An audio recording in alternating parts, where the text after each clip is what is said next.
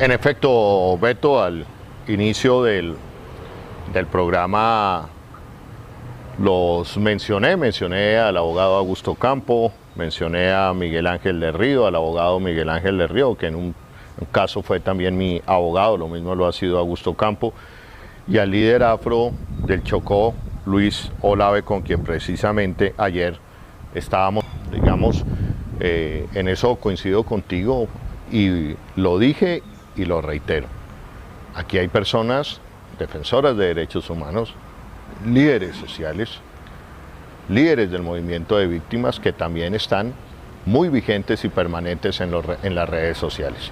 Que si no fuera por las redes sociales, en muchos de estos casos no se conocería su trabajo ni su nombre, pero gracias a las redes sociales, con un sustento, con un trabajo, también están presentes en la vida pública y muchas veces debido a que grandes medios cierran espacios y la agenda mediática solamente se la entregan o la vocería se la entregan a las mismos de siempre para que escuchemos la voz de otras personas, de otros liderazgos, de quienes representan a la Colombia profunda en muchos casos, pues están las redes sociales y por eso también hemos hecho el programa en el día de hoy. Cielo, ¿dónde se siente usted cómoda en el espectro político? ¿En el centro, en la derecha?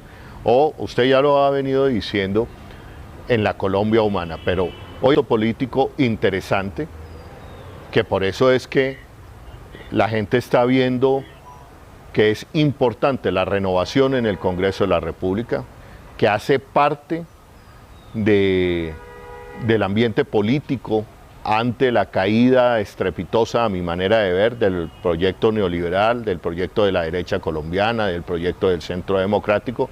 Entonces, obviamente, se ven posibilidades de llegar al Congreso con una fuerza alternativa. ¿Dónde se siente cómoda y cómo se siente cómoda, Cielo? Pues necesariamente, igual que Beto, yo en eso nunca, no hay ninguna ambigüedad, digamos, fuerzas progresistas y que hoy yo veo más representadas en el movimiento político Colombia Humana más allá de los impedimentos de orden legal.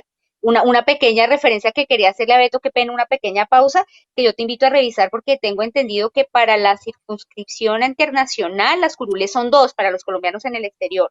Y que estoy de acuerdo contigo, esas curules o sea, siempre han sido ocupadas por personas que precisamente no han hecho mayor labor y que Pero en son, estos momentos creo, en términos solamente hay una. políticos bastante excepcionales.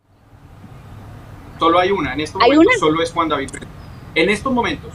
Es que me pero está en confirmando eso no te un pregunto. amigo de la UP que van a ser dos, pero creo que en estos momentos, bueno, creo no, estoy Tengo seguro que el entendido único que representante en estos momentos es Juan David Vélez, el no, único, no, no, es Juan David yo Vélez. no te hablo que cuántos hay, no, yo no te hablo cuántos hay, sino te digo cuántas curules hay por circunscripción internacional. Tengo entendido son dos.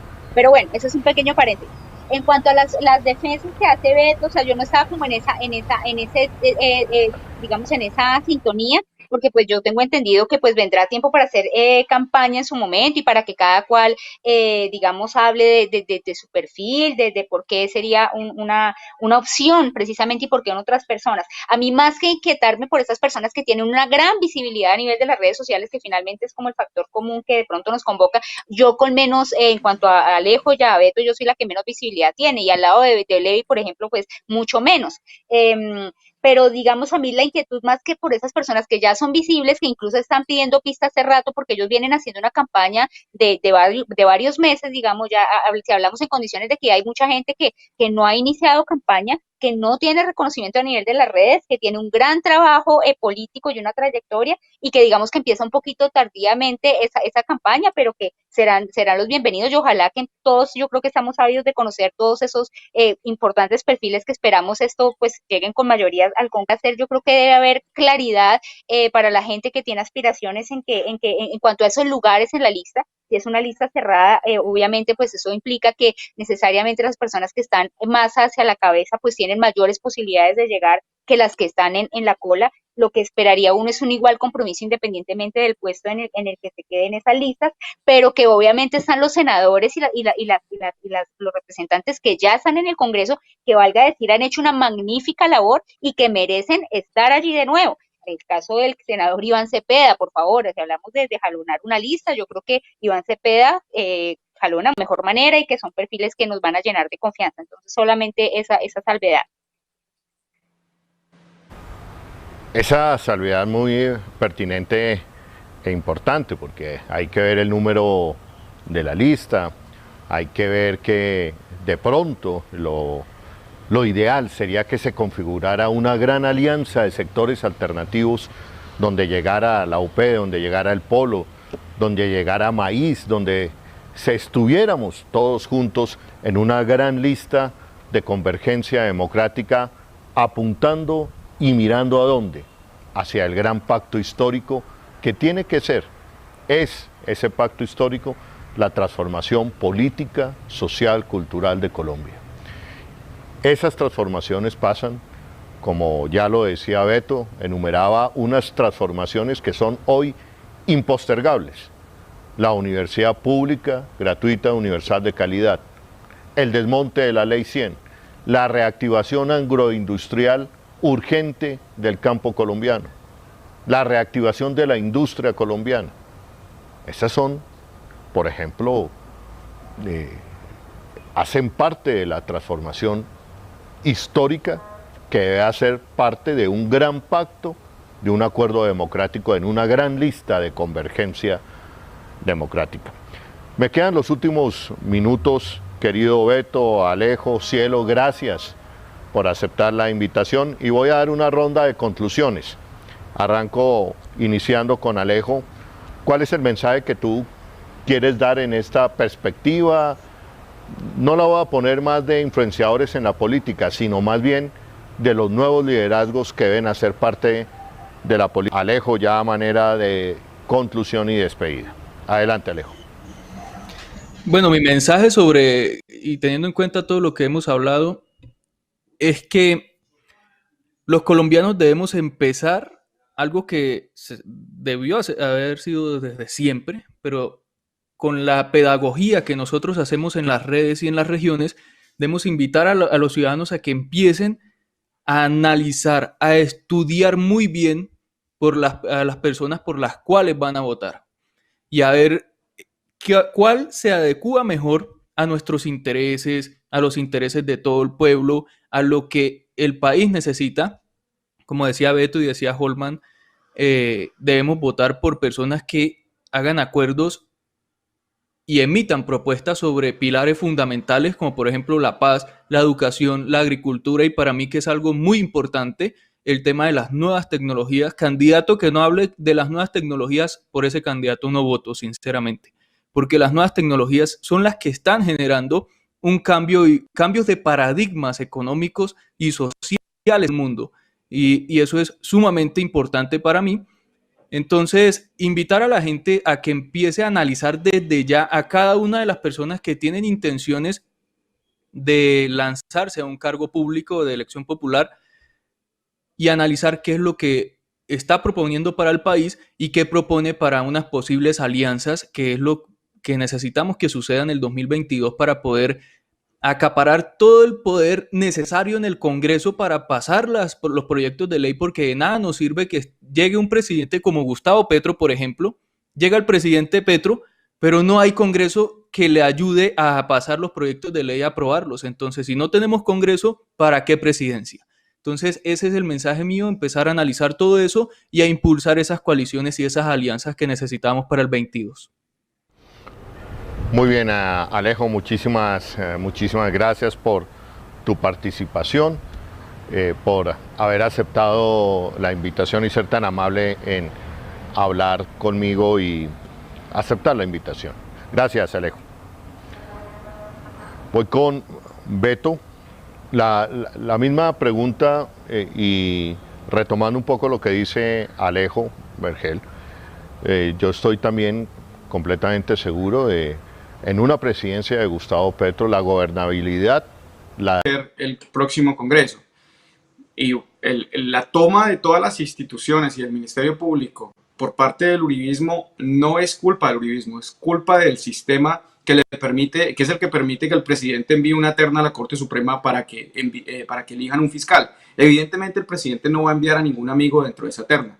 Así que si no cambiamos las cosas, Gustavo Petro va a enviar una terna. Confío en que Gustavo Petro pues envíe una terna, sobre todo idónea, y que pues obviamente de personas calificadas para ocupar el cargo de fiscal general, y que no llegue a hacer favores como tampoco llegue a perseguir a contradictores.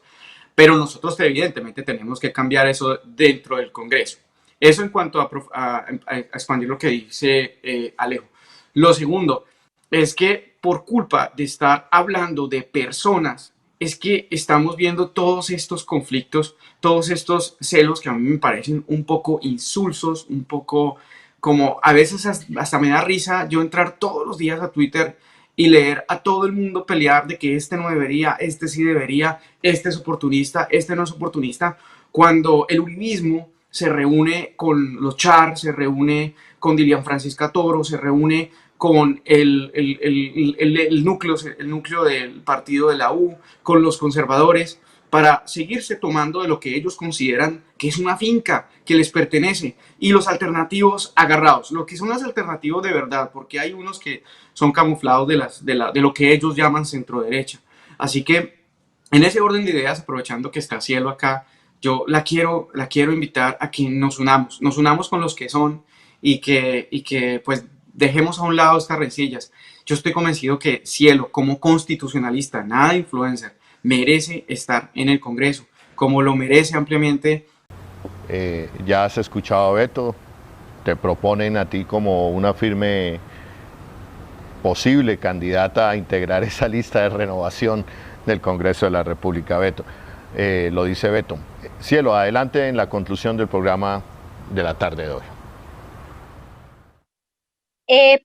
Ante todo, gracias a Beto por ese voto de confianza. En cuanto a esa invitación de como de cierta reconciliación, si quieres, en cuanto a veces nuestro sentido crítico que manifestamos y que pasa a través de las redes sociales y que manda un mensaje de pronto de desunión, y finalmente querían estar concentradas en a qué nos orientamos, para qué lado jalamos y cuál es el verdadero enemigo en todo esto. Yo creo que ha habido también mucha pasivo-agresividad de muchos sectores. Por ejemplo, se suele demeritar el conocimiento, se suele mandar indirectas, que de las señoras de la biblioteca, que no se necesita tener un doctorado para llegar. Yo creo que hay que salirnos de esa lógica de la indirecta, o sea, yo por lo menos cuando he hecho algunas críticas, las he hecho con ánimo constructivo.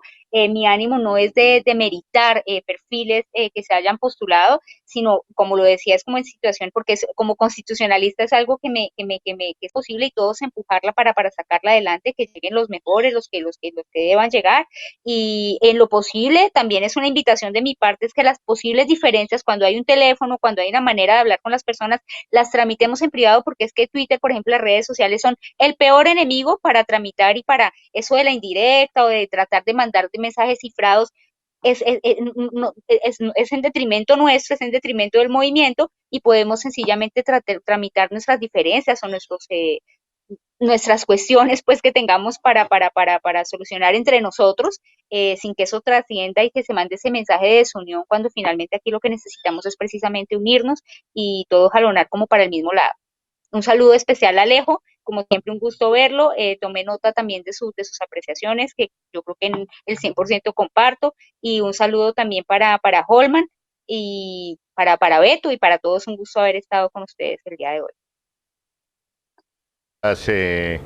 Gracias, Cielo, un abrazo grande, gracias por participar en el programa de hoy.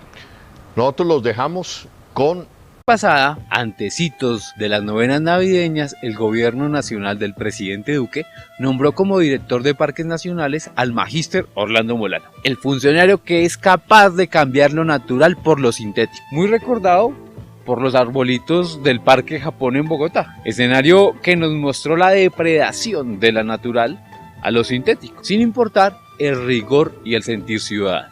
Posteriormente a su nombramiento, muchas personas se hicieron sentir en las redes sociales. ¿Será entonces pura carreta en contra de Orlando Molano, o más bien puro bullying que se le quiere hacer al muchacho? ¿O será que existe una realidad ambiental y social por la cual los sectores ambientalistas y sociales del país están preocupados? Sin embargo, como raro, el periódico El Tiempo que siempre sale al rescate del gobierno Duque, lanzó una de esas columnas un poco lambonas, carentes de argumentos y por el contrario muy llenas de suspicacia, defendiendo al nuevo director. Hay que decir que se tiene que ser muy cara dura para hacer esto, porque hasta Semana Sostenible nos dejó ver dudas sobre el talento de Molano. Pero lo esencial de esto es pensar cuál fue la idea del presidente Duque para nombrar a Molano como director de Parques Nacionales. ¿Será la magia de volverlo natural en sintético? Lo que nos invita a entender los retos de la dirección de Parques Nacionales, no solo en los escenarios administrativos, sino también en los escenarios de decisiones. Pues más allá de lo renovador que puede hacer cambiar a la directora Miranda, ¿cuáles son los intereses que pueden incidir en esta balanza? Para que no vayamos tan lejos, el caso del Parque Tayrona, un parque nacional que significa una gran reserva ecológica y cultural, donde unos privados, dueños de predios dentro del Parque Nacional Tayrona, quieren desarrollar un complejo turístico, interés que se enfrenta al derecho ambiental y ancestral de este territorio. Pues además de los múltiples impactos ambientales que pueden generar en este parque nacional,